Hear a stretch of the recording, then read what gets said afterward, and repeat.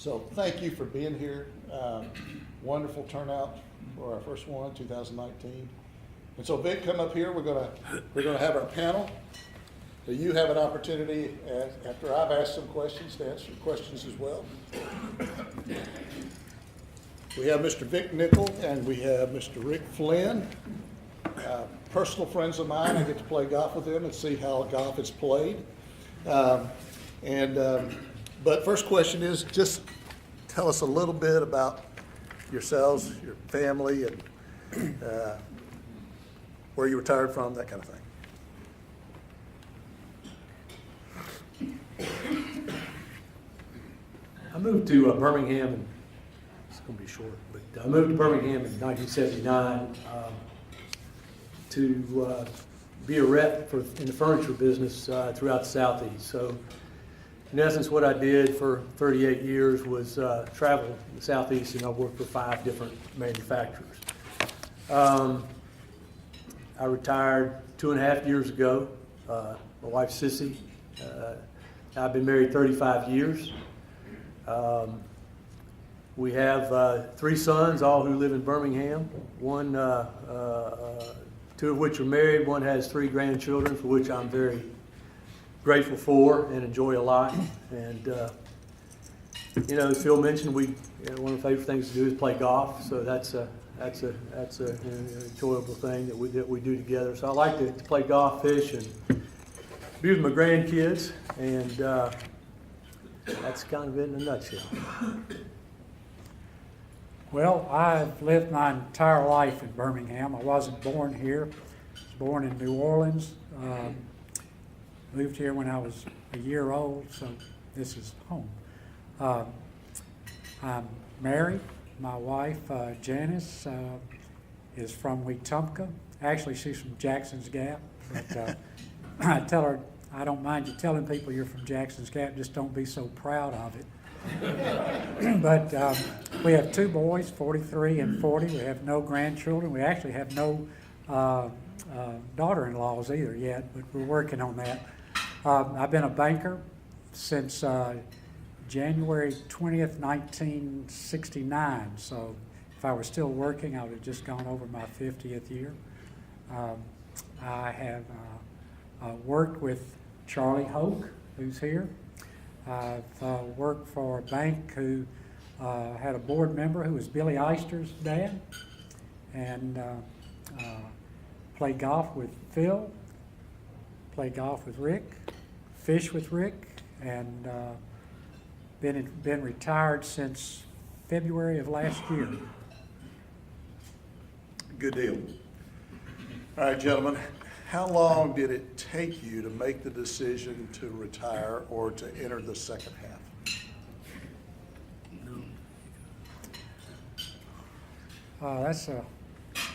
Phil prompted us a little bit on these questions, and very honestly, I didn't know what how the group was going to be made up. I didn't know there was going to be people who were nearing retirement, 50, 55 years old, or people who were retired. And I don't pretend to be an expert on this. I've only done it once. Now my partner here has done it twice, and he'll tell you about that maybe. But as I approached 65 years old, people started asking me about retiring. Are you going to retire at 65? And I said, well, 65 is just a number. And retirement, to me at that time, was a young man's dream. It's what you thought you were going to want to do when you were young, starting out, and when you get there, the reality of it is it may not be what it was cracked up to be. And that was sort of my decision at 65. I did start planning, though, at 65. I thought, well, I've got to have a goal. So my goal is to work till I've been a banker for 50 years, which, again, that would have been first part of this week. Yeah. I was proceeding along that line, not making any plans, just trying to get through every day and get to that point, and then I would retire and I would figure it out. In November of 17, I just decided I don't want to work anymore. I've had it. I was tired. And I think the people were tired of me, and I realized that I wasn't doing what I should be doing in terms of the level of work at work. If you've ever seen an old man working out on a track, and you see him going around the track and how he's working so hard, and in his mind he's running, but visually you can see he's just barely walking. Well, that's what I was doing at work in a lot of ways, and I just decided it's time. I was so in latter part of November, Thanksgiving 2017, I decided I'm going to retire. Then I started the real serious planning.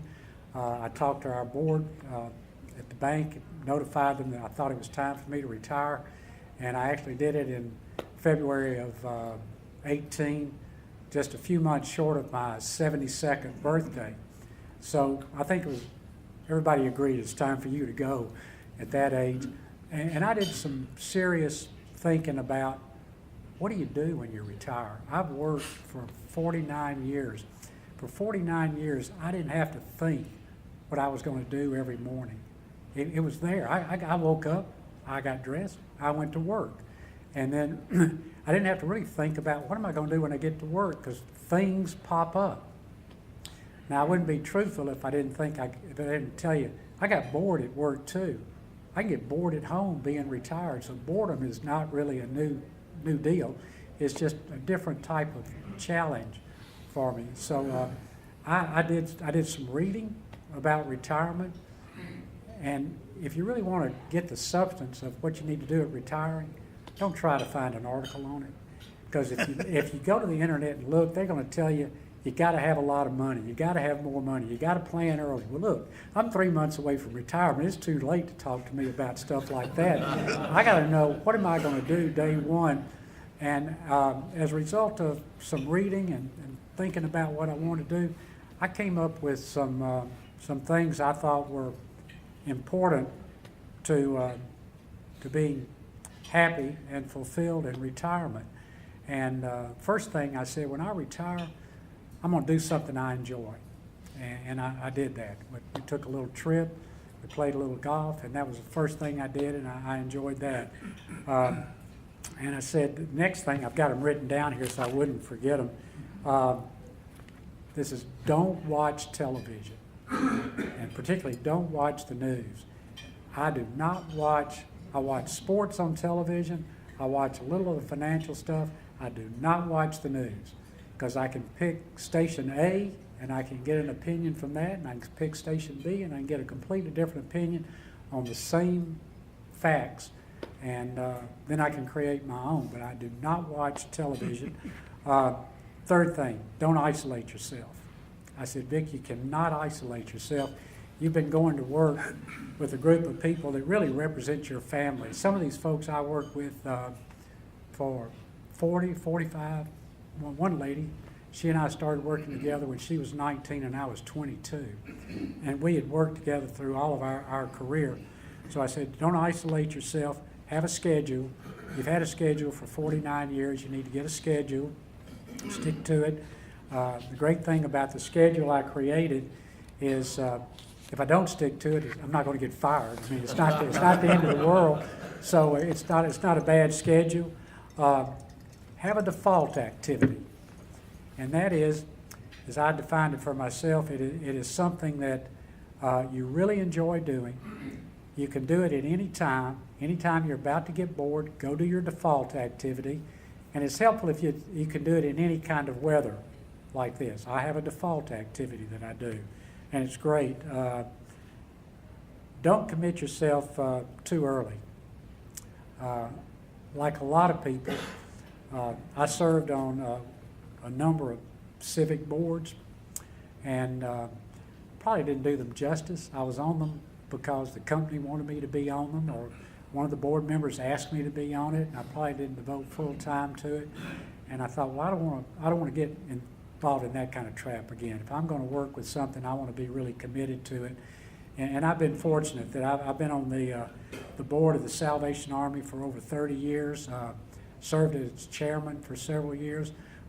As Howard knows, I'm on the board of Sanford, and been on that board for some 28 years, almost 30 years. And I felt like I really don't want to just commit just to say I'm on a board or I'm involved with something. I want it to be something that I can really commit to. And with me, right now, it's committing more time to Sanford, more time to Salvation Army, more time to American Character Builders, which is another board that I'm on. The final thing, and I'm going to shut up, Rick. I know you'd be glad to hear that. The final thing is, if you travel and like to travel, do not do this. Get a dog. Rick tells me that Rick told me some time ago he's suspicious of anybody that doesn't have a dog. I've got a dog now. I got a dog when I graduated. When I transitioned, because I told myself when I came in here, do not use that word retire, because if you look up the definition of retire, it means cease, stop, quit. No. That's not what you're doing. You're just transitioning to a different job. So that was my planning process. Sorry, Rick. I'm a lot different from Vic. Thank goodness. Yeah. And, I really began considering retirement probably 6-7 years before I actually did it. A good friend and financial advisor, Mark Miller, was wise enough to raise the question, when do you want to retire? And if you just if you just had to pick your number, what would it be? Not financial number, but your date of retirement. And I said, I don't know.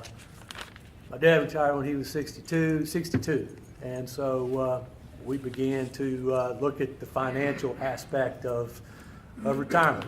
Can you do it? Can you ran simulations? Can you, will you have enough financial wherewithal to do this? And so that was when we first began the process, and that we would review that every year or so and take a look, and then I think we reached a point, and I'll tell you how I got there maybe in a second, but where things got a little more intense. Things changed in my job world and got a little more intense. So the last 6 months were pretty intense in terms of actually evaluating whether it was time to do this. Financially was the first consideration, and that was that you're going to have enough money. Well, if we don't live, my wife and I don't live to be 100, and there's not some catastrophic event in the United States or the world, or something else I don't know about, then the chances are fairly good that we will probably have enough. Or if we don't change our lifestyle, elevate our lifestyle, that would be the other variable. So we worked through those things, and 2.5 years ago made that decision. Phil kind of has asked what it took to make that decision, and for me it was that last 6 months, it was a lot of prayer, consulting with and praying with my closest friends, my wife. Took a couple retreats, day-long retreats, go down to a lake or somewhere and spend some time with reading scriptures, talking to the Lord, journaling, positives, negatives, fears, hopes, dreams, aspirations, and then basically ultimately made the choice to do it. And I won't tell you about my starts and stops. I did actually decide, as Vic mentioned, I did decide to retire 3.5 years ago, and I did it. And I thought I was ready.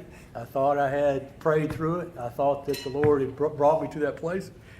And I got there, and Vic and I were playing golf probably 5 or 6 days later, and I never forget, I'm standing on 9th hole, and I said, what have I done?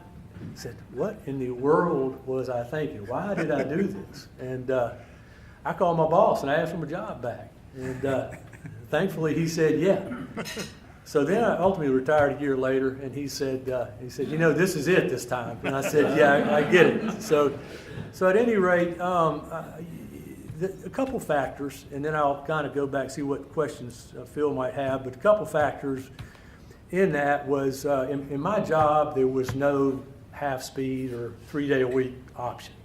I worked for a guy who was ex-Green Beret, started the company, worked 7 days a week, tough guy, I mean, worked solo behind enemy lines for the CEA, I mean, highly decorated. You look up Operation Phoenix sometimes and you'll see what kind of stuff he was doing, but this guy was driven and he expected me to be driven too. And so, you know, the thought of just taking home a paycheck wasn't probably going to work there. And the other half of that equation is the fact that, you know, I'm not comfortable not doing things in an excellent fashion. And my heart wasn't in it. So I had to say, you know, you know, I didn't want to do it in a substandard way. I didn't think it honored the Lord. I didn't think it, you know, I wouldn't have felt I had integrity if I had shortchanged my customers or my company by slowing down. So that's when ultimately the decision to retire was made. And again, that's 2.5 years ago, and we're still working on it. You may have already touched on it, both of you, but I was asking kind of your thought process, if you could add anything to that, or key factors. You mentioned Rick, you know, your boss, and couldn't do it halfway or whatever. Is there any other thought processes or factors that kind of really entered into making this decision?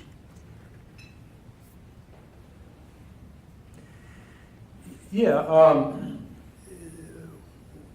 a couple. One is that I wanted to have, and there's no guarantees, but I wanted to have as much health and strength and stamina as I could have when I quit. I didn't want to prolong working until I was no longer healthy. My wife wanted to travel. I traveled for 38 years. I said, honey, that's like asking a postman if he wants to go take a walk. But you know, I just, you know, I traveled. We've done a couple trips. So that was a big consideration. So I wanted to be able to do things with my grandchildren. I wanted to be able to do things in my church. I wanted to be able to do things with nonprofits if that's what I need to do. And do it with some, you know, while I still had my health.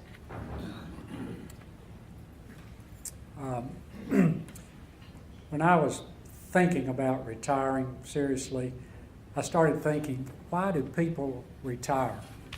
And you all probably could come up with a list, but I came up with a list of 5 reasons I think people retire, and 4 of them were bad, or not ideal, I should say. One is retire because of your health. You can't continue to work. Second one, you retire because they're family constraints. You know, my wife and I are taking care of her 91-year-old mother and an 84-year-old invalid uncle, so that you have family considerations. Or you dislike your job, you retire for that reason. One of the reasons I think is most punitive is that your company has a mandatory retirement age. I guess those are necessary. I hate them because they're probably at age 65, and if you know the history of why the retirement age is 65, you wonder, why does anybody retire at 65? 65 was determined as the retirement age of 1935 when they started Social Security. And at that time, for Social Security and the few corporate pension plans that existed, in order for them to be viable, they had to have a 65 retirement age because the average age of a male in the workforce, primarily males were in the workforce, was 61. And they expected everybody, half the population, to be dead. If you apply that same formula to today's environment, where the average age of an American male is 79, of an American female, it's 83, so combined in the workforce, it's over 80. We wouldn't have a retirement age until it was well into our 80s. So, you know, I think those mandatory retirement, that's a little editorializing. I hate that. The 5th reason is because you're ready, you want to do things you enjoy, you want to travel, you want to enjoy your free time. So out of the 5 things, I could only come up with one reason to retire that wasn't a negative. And I said, I'm not sticking around to retire for those other 4 reasons. I'm going to get out, for the good reasons. And it was easy for me. I didn't struggle with it. Keep in mind, I was almost 72 years old when I retired, so I'd already figured out the 65 thing wasn't right. And it was just a time where I was ready. I was ready mentally. My wife and I were ready for it, and that's it. And that's the third question. Obviously, your wife, those of us who are married, how involved was your wife in the decision? And kind of give us a little insight on that discussion. My wife doesn't work outside the house. She works in the house. And we talked about me retiring, and I decided to retire anyway after talking to her about it. She has her activities, but we discussed it, and she said, you know, if you're ready, retire. There was not a whole lot of discussion about it. I think subconsciously she said, you can retire, but don't mess with my schedule. Because I figured out when I got up that first Monday and said, Janice, why don't we do this? She's going to say, well, on Monday I do this. And I said, well, all right, tomorrow, why don't we do that? And she said, well, on Tuesday, this is what I do. And she is very busy. She teaches a 3-4 hour women's Bible study on Wednesday, and she creates her own lessons. She teaches Sunday school. She and I have a Sunday school class. She teaches, I take the role, okay? We have a Sunday school class at Shades Mountain Baptist, and she teaches music. So she was in favor of me retiring, and she knew that I had a network of good friends that would help occupy my time. And we discussed my plan. I'd gone over the things I decided, and I said, don't you worry, I'm going to fill in all these blocks, and this is my dog.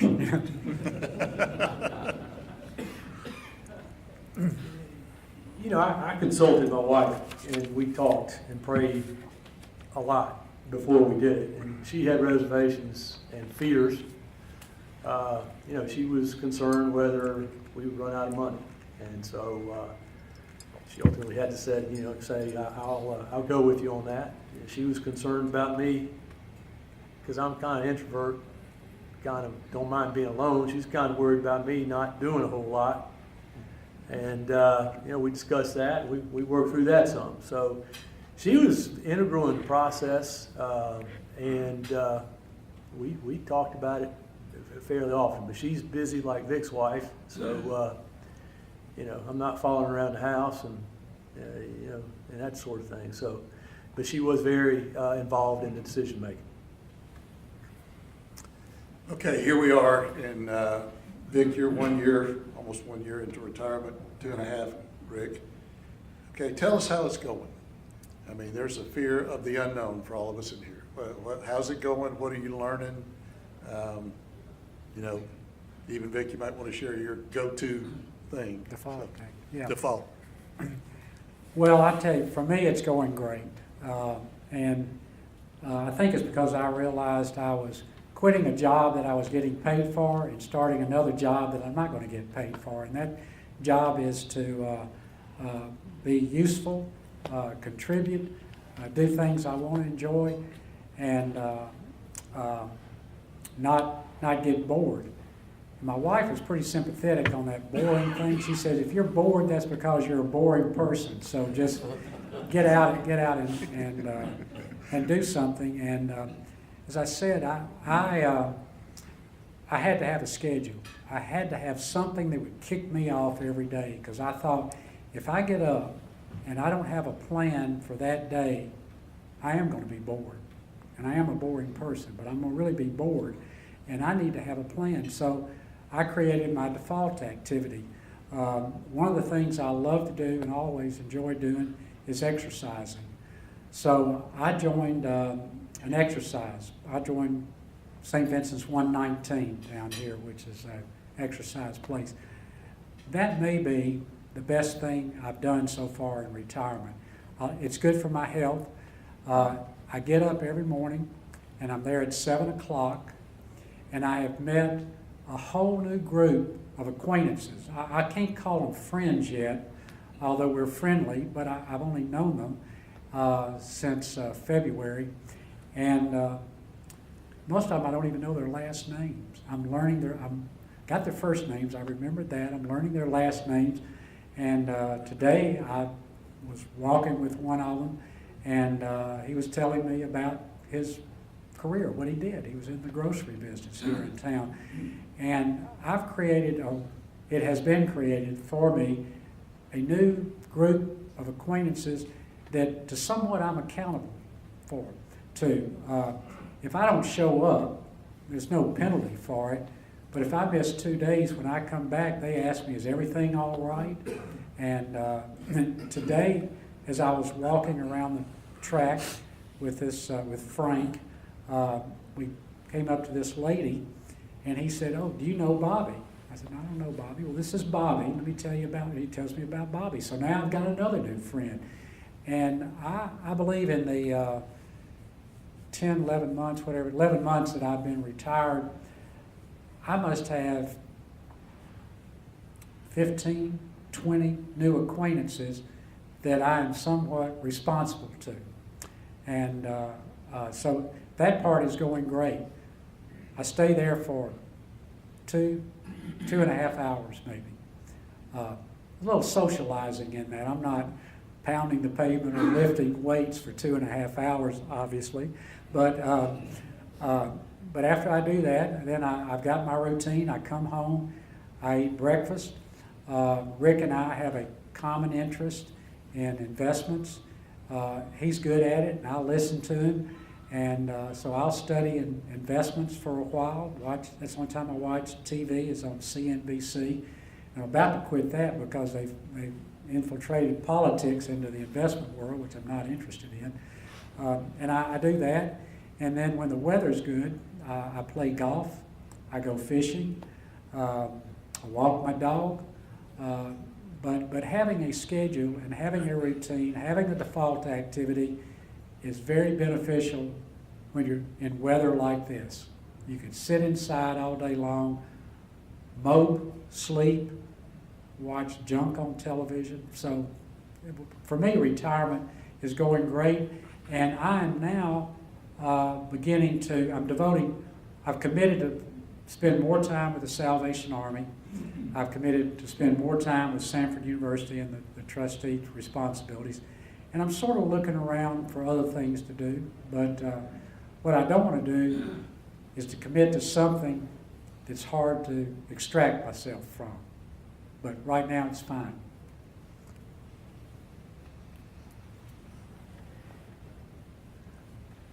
You know, again, Nick's coming more from a corporate world. In my world, I was a sole proprietor, and I set my schedule.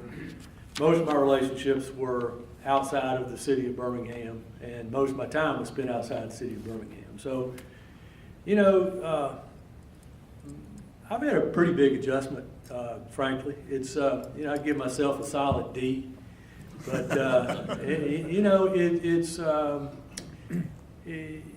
you know, a girl asked me one time, and I think really this is the question, the right question. She said, well, you know, have you found your rhythm?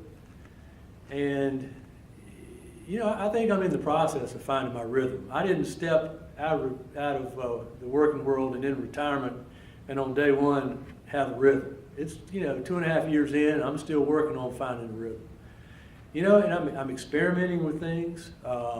You know, I don't sit around and watch Judge Judy and Edge of Night, but you know, I'm experimenting with things and learning what God wants me to do. Phil mentioned Ephesians 2:10 that, you know, God you know, has works prepared beforehand that we should walk in them. And I think the biggest, you know, I just continually and daily ask Him what it is He wants me to do, what my giftedness is, where He wants to use my time, my talents. And so again, it hasn't been all wonderful. I'm going to tell you, it's been terrible. It's just been an adjustment. So that's kind of what it's been for me. Rick, we talked about this. You talked a little bit about that contentment in dealing with this question. Can you share that a little bit? Yeah. You know, in these times, one thing that is, you know, it's learning how to be content. A lot of it is learning how to be content, no matter what's going on. I had a couple guys I mentor. I had a breakfast and a lunch set up with these two guys, and they both called me and canceled. And so here I am at the end of the day, and what looked like a fairly promising day turned out to be a pretty slow day. And so at the end of the day, you know, it's kind of like, what am I doing? Okay, Lord, what's the deal? What do you know? And so, yeah, I have to learn to be content. So there's certainly that part of being content. And the other thing is, and I think I mentioned to Phil, but and then if you're really probably not doing what the Lord wants you to, I think you have divine discontent. And so I think ultimately, if you're not doing the things that He prepared for you to walk in, then I don't think the real contentment's going to be hard to find. So again, it's been a huge adjustment. And ultimately, I guess one of the things that I think is most important is that I've really had to learn that who I am is not based on what I accomplish or what I do during the course of a given day. And my value is in, as I'm one who's loved by God, and He deeply cares about me. And if at the end of the day, that day when those two guys canceled and I didn't feel like I did very much, that really didn't change. That was so my worth was not wrapped up in how those things happened. But thank you. I think that's something we all have to learn. Even working, there are days that we feel like we've accomplished very little, if anything, and trusting God with that, even with the days when we come home and we feel like we've accomplished a huge amount. But God measures that, not necessarily on our scale. I'm going to ask one other question, then if you have a couple of questions from the audience. What would be the greatest piece of advice you'd give someone as they think through this transition? Not necessarily retirement, but moving toward a different phase, or being, if there's a gradual way to move toward different things, or a pretty sudden move, even downsizing, whatever. What would you say? Yeah. I think there are two aspects to that question. I hadn't thought through it, so I'm having to talk slightly faster than I'm thinking, maybe. But one is, what do you do for yourself? And that is, in my mind, don't isolate yourself. I think, as I said, one of the greatest things I've done was to join that little workout place. And I'm not isolated. I get down there, I'm around people, and it's amazing how many acquaintances you can pick up, and it sort of takes place of that office environment that I was used to. The second thing is, what can you do for somebody else? As I said earlier, I've been on several boards, as many of you are and have been. Salvation Army, I see that I can devote more time to that. I've only been doing this 11 months, and I don't expect it all to end anytime soon. It may end as soon as I put this mic down, but I don't expect it to end anytime soon. And I'm getting more adjusted to my routine and realizing, I can do some other things. I've got this routine down. I can accomplish my exercising instead of 2 hours. I bet I can do it in 30 minutes. So the point is, I think things will open up for you if you're receptive to them. I've had individuals come to me. One as recently as last week called me a week earlier and said, could you have breakfast with me? And he was having some struggles and trouble, and I didn't plan that. I wasn't looking for that. I was looking to go have breakfast with him, and had that opportunity. Opportunities will come, but I'm at the point now that I've adjusted to retirement. I'm now starting to seek something because I don't want to waste any time. That's just Rick and I both are type A people. We're used to going continually, and I don't believe that that my time is supposed to be spent staring out in space. And I think the Lord is opening up each day, a little more time each day, and putting people in front of me. A guy I had lunch with last week is working on a ministry. By the way, there's a bill going to be introduced in the state legislature involving the ministry he's working on, which is to provide a time in schools for Bible study. Not within the school, but during the school hour, that the kids can take an hour out of school and go off premises and have a Bible study. And they're doing it in some of the schools in Hoover, a couple of them in Hoover. And right now it's up to the principal or the head administrator of that school to allow that. And then there's a bill before the state, I wish I knew more about it, but it's being sponsored by a representative from Trussville to allow that. So there are opportunities like that, and I'm looking for the one that suits me. I don't want to get involved in something that doesn't suit me, because divorcing one is difficult. There's a couple of things that come to mind, and first one would be to seek, if you're in the beginning of thinking about retirement, or if you're already in, I would strongly encourage everybody to seek the counsel of somebody who's 5 or 10 years down the road. I think that they have invaluable experiences they can share with you. They can tell you from the process, and I got a little bit of that, but I would have enjoyed a lot more. Second thing I'd say is that if you're thinking about retiring, I would say that your habits and your personality continue on in retirement just like they did before. I mean, Vic works out every day, and he did that before he retired. So if you exercise, you'll probably continue. If you read the scriptures a lot and pray, you'll probably do it and do it more so. If you volunteer with nonprofits, you'll probably keep doing that and do more of it.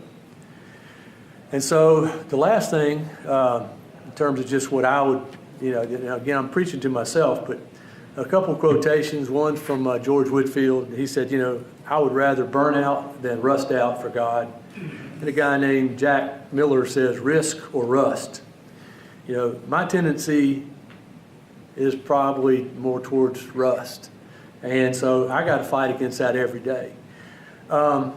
So I would, whether in retirement or about to go to retirement, or really wherever you are, I think that we need to be prepared to engage in some new and different ways for God's kingdom.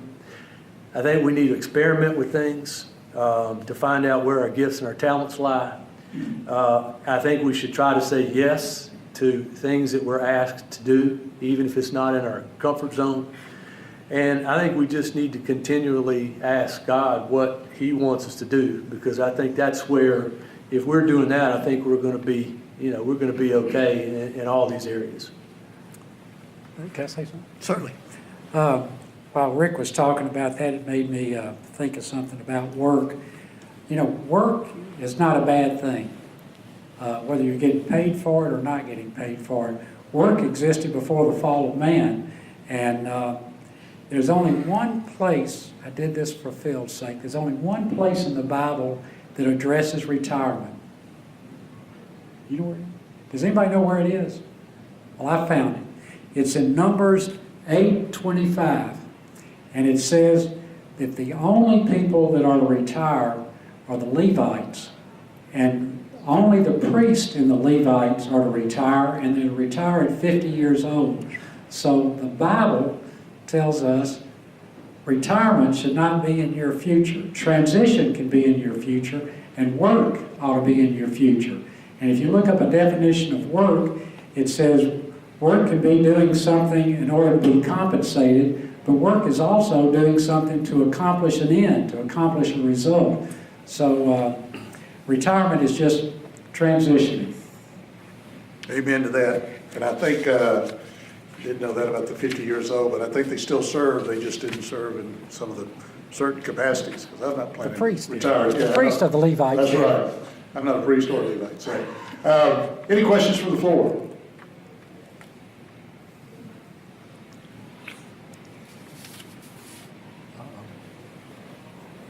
Oh, I'm sorry, Harris. What was the biggest speed bump you encountered in this transition, and how did you get through that? Okay, just for tape's sake, what was the biggest speed bump you encountered? My retirement luncheon. Seriously, it was difficult. I didn't expect it to be like it was. Excuse me, it was full of, I had probably, I asked not to have one, and my group said, you gotta have a retirement luncheon, so they invited a few people. And getting over that was probably the most difficult thing. After I got over that, it was about a 30-minute drive from my home, from my office to my home, and I'd adjusted to retirement by the time I got home. I had, but at any rate, I think the biggest speed bump was